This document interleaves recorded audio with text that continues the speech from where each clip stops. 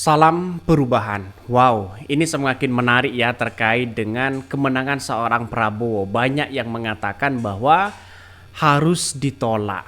Kenapa ini harus ditolak begitu kan?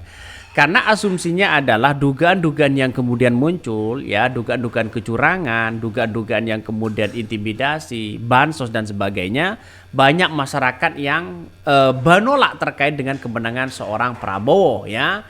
Rakyat tolak kompromi atas kemenangan dari seorang Prabowo Gibran ya, walaupun tanpa Gibran katanya.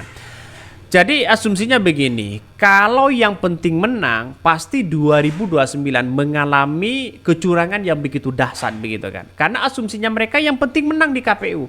Mau hasil curang kayak mau hasil ini begitu kan ya. Maka asumsinya seperti itu begitu kan. Maka MK apakah seperti itu nantinya? Jadi kalau kita berasumsi seperti itu, wajar kalau masyarakat itu sekarang itu demo ya di mana-mana begitu. Ini rakyat tolak kompromi atas kemenangan Prabowo walaupun tanpa Gibran. Apakah Gibran sudah didiskualifikasi atau bagaimana?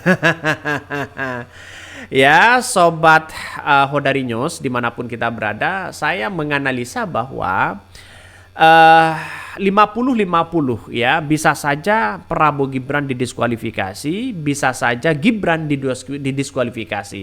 Kalau PHPU bisa saja terjadi begitu kan ya. Jadi masih 50-50. Ada keraguan dari Mahkamah Konstitusi untuk memutuskan apakah ini benar-benar ditolak, apakah ini benar-benar dikabulkan atau tidak. Ini masih nuansa yang kemudian saya kira masih ada keraguan.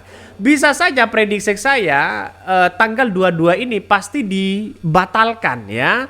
Pasti dibatalkan, ditunda besok begitu, ditunda besoknya. Saya kira ya kita tunggu saja keputusan dari Mahkamah Konstitusi begitu kan. Karena semuanya itu adalah tergantung dari Mahkamah Konstitusi dan sebagainya begitu. Ini mari kita baca ya komentar-komentar dari netizen. Rakyat tolak kompromi atas kemenangan Prabowo walaupun tanpa Gibran. Setuju. Bukan hanya anak Joko yang harus didiskualifikasi, tapi pemilihan presiden harus diulang. Mendiskualifikasi anak Joko yang ini ya bukan berarti harus melantik Prabowo sebagai presiden. Ada yang mengatakan, pengamat mengatakan bahwa ya bisa saja Prabowo Gibran ini tetap dilantik tanpa Prabowo ya, tanpa Gibran di situ begitu. Masyarakat ada yang mengatakan seperti itu dan bahkan pengamat mengatakan bahwa Prabowo tetap dilantik, tapi pada akhirnya Gibran didiskualifikasi, katanya begitu. Saya kira ya kita tunggulah keputusan tanggal 22 ini bagaimana Mahkamah Konstitusi untuk memutuskan itu begitu. Coba ya biasakan bernegara ini tertib dan jujur dalam penyelenggaraan negara agar Indonesia tidak bubar. Karena kita sebenarnya tersandra para undang-undang begitu kan. Kalau undang-undang yang memperbolehkan sana sini dan kemudian bertentangan dengan undang-undang ini, undang-undang itu masih diperdebatkan di situ begitu. Tapi kenapa suara Mahkamah Konstitusi ini sebagai suara Tuhan tidak bisa diganggu-gugat lagi begitu kan ya? Rakyat yang mana? Ini rakyat kan sudah menggunakan hak suaranya dan rakyat ya banyak telah memenangkan Prabowo Gibran. Nah, kemenangan mereka dengan hasil apa? Dan itu yang menjadi pertanyaan begitu kan. Kemenangan Prabowo dengan hasil apa? Nah, banyak yang berspekulasi, ada yang mengatakan bahwa ini cawi-cawi yang kuat katanya begitu kan. Ada salah satu cawi-cawi Jokowi yang kuat, kemudian ada yang memainkan peran pansos, terus kemudian ada yang dugaan kecurangan. Apakah benar seperti itu? Itu sudah disampaikan di persidangan Mahkamah Konstitusi begitu, para ahli dan para saksi. Nah, kita sekarang menunggu keputusan Mahkamah Konstitusi begitu. Saya kira masyarakat harus benar-benar sabar melihat dengan realitas ini begitu kan. Saya kira ya kita tunggu sajalah karena dengan adanya Mahkamah Konstitusi mungkin akan berpihak mana yang baik dan mana yang tidak. Tetapi untuk saat ini kabarnya dan prediksinya Mahkamah Konstitusi sama-sama kuat 50-50. Ya kalau 50-50 jelas mereka tergantung kekuatan di Mahkamah Konstitusi untuk saat ini begitu kan. Maka dengan adanya seperti itu ya masyarakat ya harus berdoa di situ apakah benar-benar dikabulkan atau tidak. Rakyat tolak kompromi atas kemenangan Prabowo walaupun tanpa Gibran ya.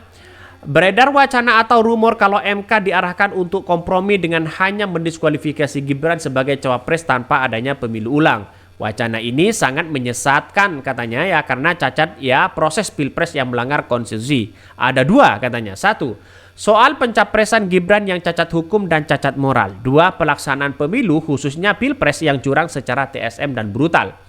Kedua poin di atas memiliki tingkat ya pelanggaran yang sama besar yang tidak bisa dibenarkan baik secara undang-undang moral dan etika, dan tatanan ya bernegara selama ini selalu dijaga dengan baik. MK sebagai lembaga negara, sebagai lembaga pengawal konstitusi atau Guardian of Constitution, kewajiban dan berfungsi untuk meluruskan konstitusi yang telah diselewengkan. Jika MK berkompromi dengan kebatilan dan pelanggaran hukum, maka dipastikan negara tidak akan stabil menjadi lebih baik dan merdeka. Ya begitu. Karena punya dampak di situ begitu kan. Cawi-cawinya begitu kuat misalnya ya. Terus kemudian mereka ada nuansa-nuansa untuk memenangkan salah satu calon dalam artian lewat bansos misalnya, lewat dugaan-dugaan kecurangan secara TSM misalnya. Itu kan sudah jelas begitu kan. Walaupun secara spesifik memberikan bahwa MK meminta bukti yang real misalnya. Jelas kalau mereka bukti yang real melihat di fakta di lapangan itu sudah banyak. Sebenarnya MK tidak harus melihat itu. Melihat dengan kebijakan bagaimana bansos ini kan sudah kelihatan mereka begitu kan. Jadi artinya apa? Artinya tahun 2029 bansos akan semakin tinggi untuk memenangkan salah satu calon. Ya enak menjadi petahana di situ begitu kan ya. Membuat kebijakan ini kebijakan itu gampang begitu kan. Lantas bagaimana orang yang punya kesempatan untuk memimpin bangsa kita begitu kan? Harus punya uang triliunan di situ begitu. Saya kira ini yang akan menjadi pola yang salah ketika semuanya harus diukur dengan finansial ya, bukan diukur dengan kemampuan menjadi seorang presiden. Kalau memang Prabowo Gibran dibatalkan atau bisa diulang, wah ini akan menjadi catatan sejarah bagi Mahkamah Konstitusi. Jika kemenangan Prabowo dibenarkan padahal kecurangan terjadi karena Prabowo hanya numpang pada Gibran, maka sama saja dengan pengelabuhan dan manipulasi yang hendak ditegakkan oleh para tokoh bangsa, baik dari para guru besar, ya akademisi dan para jenderal purnawirawan, tokoh nasional dan para ulama, tokoh lintas agama, mahasiswa, ya buruh, emak-emak, para jawara. Pertama, menolak ya pencapresan Gibran yang cacat hukum dan moral. Kedua, menolak pemilu curang.